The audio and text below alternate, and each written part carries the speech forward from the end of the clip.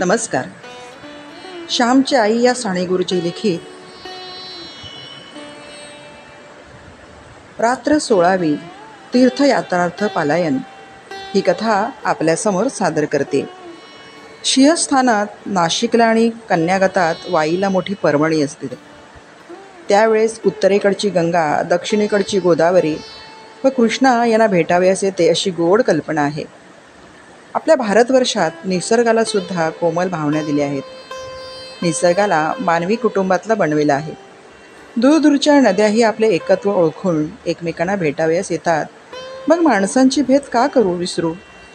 हा महाराष्ट्रीय व हा गुजराती, हा बंगाली, हा मद्रासी, हा पंजाबी, हा परदेशी असे प्रांतिक भेद आपण व्यवहारात किती आणतो. परंतु आपल्या थोर पूर्वजांनी सर्व भारताचे ऐक्य नाना रीतीने आपल्या मनावर ठसविण्याचे प्रयत्न केले आहेत. स्वतःचे स्वतंत्र अस्तित्व राखूनही मधुर मिलन करता येते. गंगा सागराला मिळालेले आहे व तिला स्वतंत्र अस्तित्व आहे. भेदात अभेद पाहणे ही पूर्वजांची थोर दृष्टी होती. त्या वर्षी कन्यागत असल्यामुळे वाईला हजारो स्त्री पुरुष यात्रेला जात होते. आमचा लहानसा पालगड गाव वाईपासून किती दूर, परंतु आमच्या गावाहून बैलगाड्या करून कितीतरी लोक जात होते. माझे एक चुलत आजोबा, माझ्या आईचे चुलते, त्यांची पत्नी व इतर गावातील मंडळी या जाण्याचे ठरत होते. चांगल्या 10-12 गाड्या एकदम निघणार होत्या. पालगड ते खेड, खेड ते चिपळूण असे मुक्काम करीत त्या गाड्या जाणार होत्या. वाटेत राणेत उतरावे, नदीकाठी मुक्काम करावा, पिठले भात करावा, जेवावे व पुढे जावे असे करीत मंडळी जाणार होती. अशा प्रवासात खूप मजा येते. मोटारीने धावपळ करीत जाण्यात आपण सृष्टीशी एकरूप होत नाही. सृष्टी माईजवळ एक मिनिट उभे राहावे व जावे त्यात काय आनंद. आईच्या मांडीवर लोळावे, तिच्याजवळ बसावे, खेळावे यातील सुख त्याचे वर्णन का करता येईल. निसर्ग ही आपली माताच. त्या मातेला भरभर पाहण्यात काय अर्थ. तिच्याजवळ घटका राहूया या बैलगाड्यांच्या प्रवासात फार मौज असते. रात्रीच्या वेळी तर फारच आनंद. शांत वेळ असते. झाडामधून वरचे तारे आणि चंद्र मधून डोकावत असतात. बैलांच्या गळ्यातील घंटांचा आवाज रात्रीच्या वेळी किती गोड वाटतो. आणि मध्येच एखादा वाघ रस्त्यात दिसावा, त्याचे ते आगीसारखे ताऱ्यासारखे डोळे. हाकारे करावे, वाघ पुन्हा जंगलात शिरावा व बैलगाड्यांच्या प्रवासात हे सारे अनुभव मिळत असतात. लहानपणी माझ्या ठिकाणी भक्ती फार असल्यामुळे मलाही वाटले की आपणही वाईस या सर्वांजवळ जावे. मी आईच्या पाठीमागे लागले होतो, परंतु माझे कोणी ऐकेना. मला फार वाईट वाटले. मी आईला म्हटले, आई जाऊ दे ना मला, मी वाटेत हट्ट करणार नाही, खोल पाण्यात जाणार नाही. तात्या, माझे चुलत आजोबा, सांगतील तसाच वागेन. भाऊ आवडला ना सांग, म्हणजे ते नाही म्हणणार नाहीत. आई, त्या पोथीत स्नानाचे महत्त्व आहे म्हणून मी माघ स्नान, कार्तिक स्नान सारी केली. मला गंगेचे स्नान करून येऊ देत. तुझा मुलगा पुण्यवान नको का व्हायला. आई म्हणाली, श्याम, अरे आजच्याने काय झाले, तू पुढे मोठा हो व गंगा गोदावरी भेटायला जा. आज आपण गरीब आहोत. नाही म्हटले तरी 5-6 रुपये तुझ्याकरता द्यावे लागतील. कुठून आणायचे बाळ पैसे. आईबापाची आज्ञा, हीच तुझी कृष्णा, हीच तुझी गंगा. पुंडलिक आईबाबाचे पाय सोडून समोर देव आला तरी उठला नाही. तो त्याचे पाय चेपीत बसला खरं ना.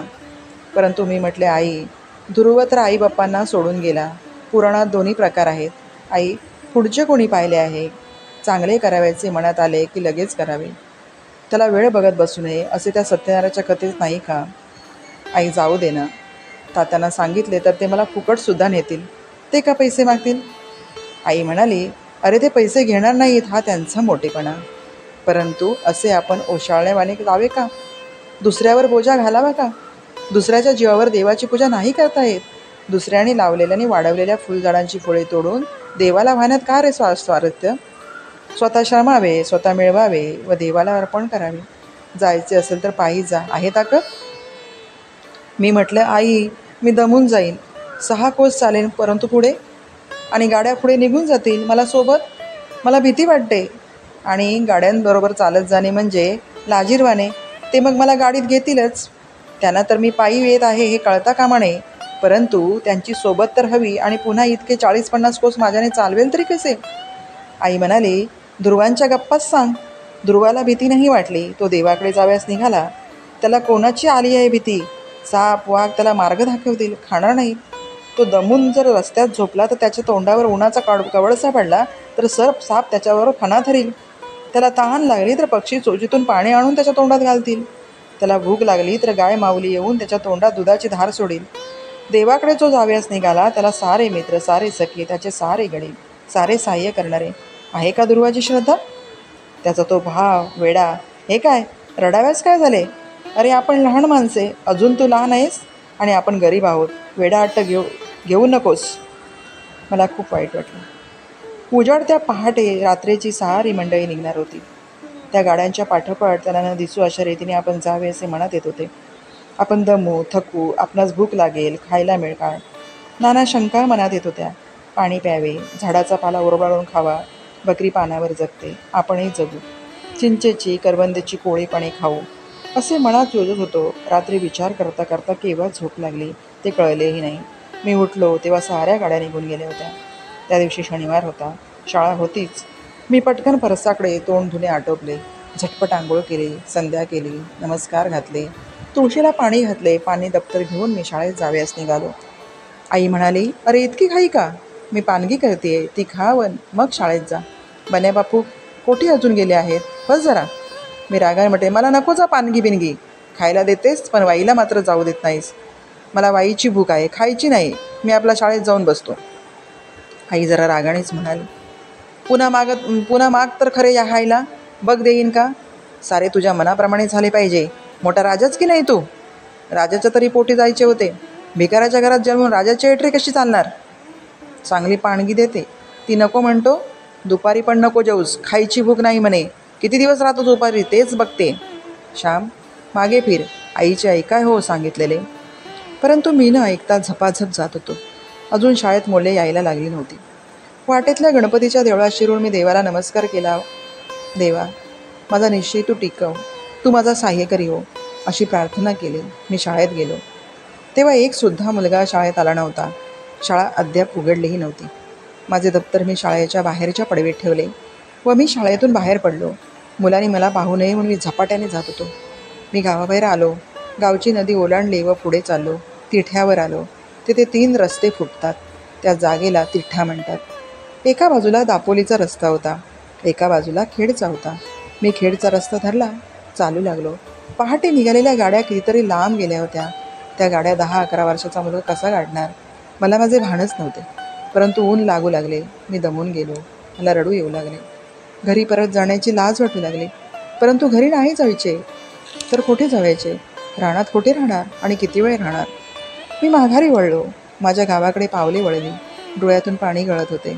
सूर्याच्या प्रखर किरणाने ते वाळून जात होते. जणू सूर्याचे किरण माझे अश्रू पुसत होते. भर दुपार होण्याची वेळ. सूर्य डोक्यावर आला. मी घामाघूम झालो. सकाळपासून पोटात काहीच नव्हते. मी पालगड गावाजवळ आलो. परंतु गावात शिरण्याची लाज वाटू लागली. स्वाभिमान म्हणे गावात जाऊ नको, परत घरी जाऊ नकोस. पोट म्हणे घरी जा. घरी न जाण्यात कसला स्वाभिमान? आई बापाशी का स्वाभिमान दाखवायचा? प्रेम करणाऱ्या समोर स्वाभिमान दाखवणे म्हणजे प्रेमाचाच अपमान. गावात शिरण्याचे ध्येय मला नाही झाले. गावाबाहेर नदीकाठी झोळाईचे देऊळ होते. ती आमची ग्रामदेवता. बाळतीनी बाळंतपणातून उठल्या की मूल घेऊन झोळाईला जातात. तिची खणा नारळाने ओटी भरतात. माहेर वाशिणी सासरून आल्या तर झोळाईला जातात. मी त्या झोळाईच्या देवळात शिरलो. त्या देवीच्या पाठीमागे खूप अंधार आहे. त्या अंधारात लपून बसलो. परंतु किती वेळ बसणार? पोटात कावळे ओरडत होते. शेवटी लाज लज्जा सोडली, स्वाभिमान दूर केला आणि देवळातून हळूच बाहेर पडलो. गावच्या रस्त्यात लागलो. गावातील घरे दिसू लागली. खाली मान घालून चालत होतो. पाय चटचट भाजत होते. आत हृदय जळत होते. वरून डोळे गळत होते.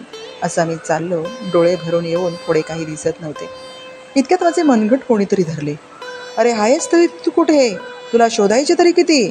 गळ्याला फास लावायचा एखाद्या वेळी, असे शब्द माझ्या कानी पडले. ते माझे चुलते होते. गावात नाना ठिकाणी माझा शोध चालला होता. चुलते, वडील, घरची शेजारची माणसे मला धुंडीत होती. शाळेतील मुलांची पाटी दप्तर घरी आणून दिले होते. तेव्हा कळलं की मी हरवलो. आदल्या दिवशी हेडमास्तरांनी माझी मोडी पुस्ती वाईट आली होती म्हणून मला मारले होते. मी निघून गेलो. त्यामुळे पुन्हा आज मार बसेल कदाचित म्हणून गेलो असे हेडमास्तरांस वाटले. ते हेडमास्तर फार मारकुटे होते. निगडीच्या काठ्यांच्या भारांचा भारा ते शाळेत आणून ठेवीत आणि मुलांना गुरासारखे झोडपीत. छत्रीच्या लोखंडी काडीने सुद्धा मुलांच्या उपड्या हातावर बोटाच्या पेरावर ते मारीत. ते गांजा ओढीत असत, तर होऊन येत असत. त्यांची बदली व्हावी म्हणून देवाला आम्ही नमस्करीत होतो. मी पळून गेलो म्हणून त्यांना फार वाईट वाटले. आपल्या मारण्यामुळे हा परिणाम झाला असे त्यांनी मनात घेतले. ते जरा घाबरले. या श्यामने विहिरीत जीवबीव तर नाही ना दिला, अशी त्यांना धास्ती वाटली. शाळा सुटल्यावर वडील जेव्हा चौकशी करू लागले तेव्हा वर्गातील मुलाने आदल्या दिवशीच्या कुस्तीबद्दल माराची हकीकत सांगितली. वडिलांना वाटले की माराला भिवून श्याम पळाला. वडील पहाटे उठवून मला घरी खरडे घासायला व कित्ता गिरवायला लावीत असत. अक्षर सुधारण्याचे प्रयत्न मी करत होतो. मास्तरांनी उगीच श्यामला इतके मारले. पोरगा कुठे गेला, आता काही कमी जास्त झाले तर, न व्हावे ते झाले तर, असे शेजारी म्हणू लागले. वडील हेडमास्तरांकडे गेले व त्यांना पुष्कळ टाकून बोलले. हेडमास्तर म्हणाले, आजपासून तुमच्या मुलाला 4 बोटेही लावणार नाही. म्हणजे तर झाले ना. तुमची मुले चांगली व्हावी म्हणून लावतो आहात. मला त्यात काय मिळायचे आहे. तुमच्या मुलाला काठी म्हणून लावणार नाही बरे भाऊराव. परंतु वडील म्हणाले, पुन्हा लावणार नाही, परंतु आधी सापडू दे तर खरा. घरात जेवणी तशीच राहिली होती. आईच्या मनात मी वाईला जाण्यासाठी तर नाही ना पळून गेलो, अशी शंका आली. परंतु तिने ती बोलून दाखवली नाही. तिला ते शक्य वाटले नाही. चुलत्याने माझी बकोडे धरून आणले. रस्त्यात मुलांची गर्दी. चोराला पाहाव्यास जसे लोक जमतात तसे मला पाहाव्यास मुलगे जमले. वाटेत वडीलही भेटले. जा रे आपापल्या घरी, का तमाशा आहे, वडील मुलांना रागाने बोलले आणि मुले निघून गेली. वडील माझ्यावर रागवले. काही नाही, ती वेळ रागे भरण्याची नव्हती. मी दमलो होतो. घरी येऊन अंथरुणावर पडलो. थोड्या वेळाने वडील आले व म्हणाले, श्याम उठ बाळ, पुन्हा नाही हो मास्तर मारणार. अरे मास्तराने मारले तर असे पळून जावे.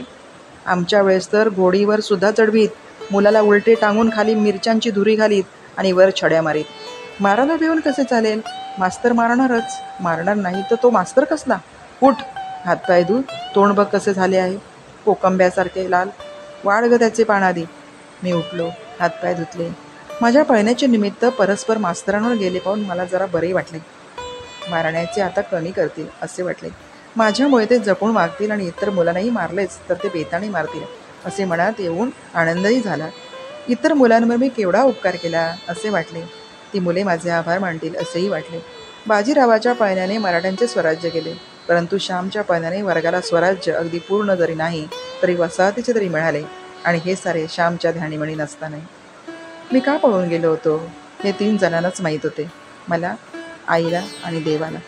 शनिवार असल्यामुळे दुपारची शाळा नव्हतीच. मी जेवून पुन्हा निजलो. खूप दमलो होतो. ऊनही सडकून लावले होते. 3 सांज होऊन दिवे लागण्याची वेळ झाली तरी मी झोपलेलाच होतो. आई माझ्या अंथरुणाजवळ आली. ती माझ्याजवळ बसली. तिने माझ्या कपाळाला हात लावून पाहिले. तिने हाक मारली, श्याम. मी डोळे उघडले. आईने अंगावर हात ठेवला होता. ती वात्सल्याने म्हणाली, श्याम बरे नाही का वाटत, अंग दुखते. मी सांगितले, तरी ऐकले नाहीस. असे म्हणून आई माझे अंग चेपू लागले. मी माझे डोके एकदम आईच्या मांडीवर ठेवले व रडू लागलो. माझे रडणे आवरून मी आईला म्हटले, आई मी तुझे ऐकले नाही, असा पळून गेलो म्हणून तू रागावलीस होय. मास्तरांनी मारले म्हणून नाही हो मी पळालो. तू नाही का एखाद्या वेळेस मारीन म्हणून पळतो का मी. भाऊंना वाटले की त्यासाठी मी पळालो. तू काल म्हणालीस जायचे तर पायी जा. आहे का ताकद. आई मी पायी जाऊ पाहत होतो, परंतु माझ्या शक्तीपलीकडचे मी करू पाहत होतो. कोठे बाळ धुरू आणि कोठे तुझा शेंबडा श्याम. आई तुझ्या श्यामवर रागवू नकोस. तुझा श्याम आतताई व हट्टी आहे. मनात येईल ते तो करू बघतो, मग असा फसतो व रडतो. तू नाही का रागवलीस. तुझे न ऐकता तुला न सांगता पळून गेलो म्हणून ना रागवलीस. सांग आई सांग. नाही म्हण. माझे तोंड कुरवाळून व माझे डोळे पुसून आई म्हणाले, श्याम मी का रागवेन. मला रागही आला नाही व तू पळून गेलास म्हणून वाईटही वाटले नाही. तुझ्या काळजीमुळे वाईट वाटले. तू लहान, तुझे कसे होईल यामुळे डोळे भरून येत होते. मी काल तसे बोलले. माझे शब्द कारण म्हणून वाईट वाटत होते, परंतु पळून गेलास हे फार वाईट झाले असे मनात येऊन सुद्धा वाईट वाटले नाही. श्याम तू वाईट गोष्टीमुळे थोडाच पळून जात होतास. परवा गावातला कुणाचा मुलगा नाटक कंपनीत जाण्यासाठी पळून गेला. तसा का तू पळून जात होतास. तू देवासाठी पळून जात होतास. गंगेच्या स्नानासाठी पळून जात होतास. तुला मी कशी रागवू. बाळ तुझा मला अभिमानच वाटेल. माझा श्याम पळून गेला असं देवासाठी गेला असे मी अभिमानाने म्हणेन. श्याम एक लक्षात ठेव. तुझ्या आईचे एक वाक्य लक्षात ठेव. चोरी चहाडी करून पळू नकोस. संगतीसाठी पळू नकोस. भीतीने पळू नकोस. देवासाठी पळून गेलास तर जा. साऱ्या संतांनी तेच केले. देवासाठी तुझा मुलगा पळून जावा अशी मी प्रार्थना करेन. धन्यवाद.